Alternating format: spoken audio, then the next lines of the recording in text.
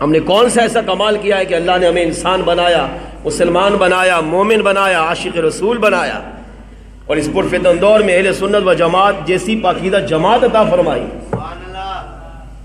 کیا کمال کیا تھا ہم نے؟ سنیے وہ کمال کیا ہے۔ اللہ نے ارشاد فرمایا، میں نے جب 18,000 جہان بنائے، 18,000 مخلوقات بنائی، اب میں نے اپنی امانت جب دینے کی باری آئی، پہاڑ دیکھے کتنا مضبوط ہے، مگر اسی پہاڑ کو بھی کون چیر رہا ہوتا ہے؟ انسان، چاہے وہ بم مار کے چیرے یا بلڈوزروں کے ذریعے چیرے، مشینوں کے ذریعے چیرے، چیرتا کون ہے؟ انسان۔ یہ ساری چیزیں چلا کر رہا ہوتا ہے انسان۔ تو دنیا کی ہر پاورفل چیز کو ٹکرانے کی صلاحیت جس کے اندر ہے وہ انسان ہے۔ حالانکہ اللہ فرما رہا ہے وَكَانَ الْإِنسَانُ ضَعِيفًا، ہم نے انسان کو کمزور پیدا کیا۔ اب کمزور بندہ اتنی بڑے بڑے کام کر سکتا ہے؟ عقل سے پوچھو تو نہیں کر سکتا، مگر میرا رب فرماتا ہے یہی کمزور بندے کو ہم نے اتنی بڑی اعلیٰ صلاحیتیں دی، اتنی بڑی نعمتیں دی، تبھی تو کہا اے انسان ہم نے تمہیں 18,000 مخلوقات میں سب سے افضل بنایا ہے۔ کاش تو اپنی افضلیت کو سمجھ۔ اب جب امانت دینے کی باری آئی، سورۃ الاحزاب آیت نمبر 72، اِنَّا عَرَضْنَا الْأَمَانَةَ عَلَى السَّمَاوَاتِ وَالْأَرْضِ وَالْجِبَالِ، اللہ ارشاد فرماتا ہے بے شک ہم نے اپنی امانت جب دینے کی باری آئی تو ہم نے فرشتوں کو بلایا، ہم نے فرشتوں کو بلایا، جنات کو بلایا، آسمانوں کو کہا، زمین سے کہا، پہاڑ سے کہا، ہوا سے کہا، سورج سے کہا، چاند سے کہا، آسمانی مخلوقات سے کہا، زمینی مخلوقات سے کہا اے لوگو کیا تم میری امانت کا بوجھ اٹھاؤ گے؟ اور سنو، اگر اس امانت کا بوجھ اٹھاؤ گے تو جزا ملے گی، اور اگر امانت کا بوجھ نہ اٹھا پاؤ گے تو عذاب ہوگا۔ اب اللہ فرماتا ہے ہم نے آسمانوں سے کہا میری امانت کا بوجھ اٹھاؤ گے، تو آسمان نے ہاتھ جوڑ کر کہا مولا نہیں، تیری امانت کا بوجھ ہم نہیں اٹھا سکتے۔ ہم نے زمین سے کہا زمین تو اتنی بڑی پاورفل ہے، ساری دنیا تجھ پہ چل رہی ہے، تو نے ساری دنیا کا، پہاڑوں کا، ہر چیز کا بوجھ اپنے اوپر اٹھایا ہوا ہے، کیا میری امانت کا بوجھ اٹھائے گی؟ تو فَأَبَيْنَ أَن يَحْمِلْنَهَا، زمین نے کہا مولا نہیں، میں ساری دنیا کا تو بوجھ اٹھا سکتی ہوں مگر تیری امانت کا بوجھ نہیں اٹھا سکتی۔ سبحان اللہ۔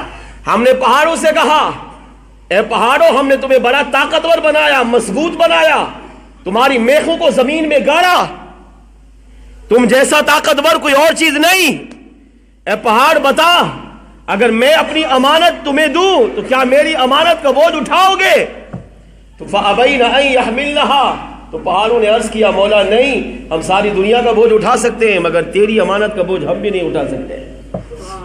المختصر فرمایا آسمانی مخلوق، زمینی مخلوق، پہاڑ، ہوا، پانی، دریا، سورج، چاند، ستارے، 18,000 مخلوقات میں ہر ایک سے ہم نے کہا کہ اے ہماری بنائی ہوئی مخلوقات اب تم پیدا ہو چکے، تمہارا وجود ہو چکا، اب جس مقصد کے لیے میں نے تمہیں پیدا کیا، دنیا میں بھیجا، 18,000 جہان بنائے، 18,000 مخلوقات بنائی، اب وہ مقصد میری امانت کو لینا ہے، اب میری امانت لینے کی باری ہے، کیا تم میری امانت کا بوجھ اٹھاؤ گے؟ تو 18,000 مخلوقات نے کہا اے اللہ ہم ساری کائنات کا بوجھ اٹھا سکتے ہیں مگر تیری امانت کا بوجھ ہم نہیں اٹھا سکتے۔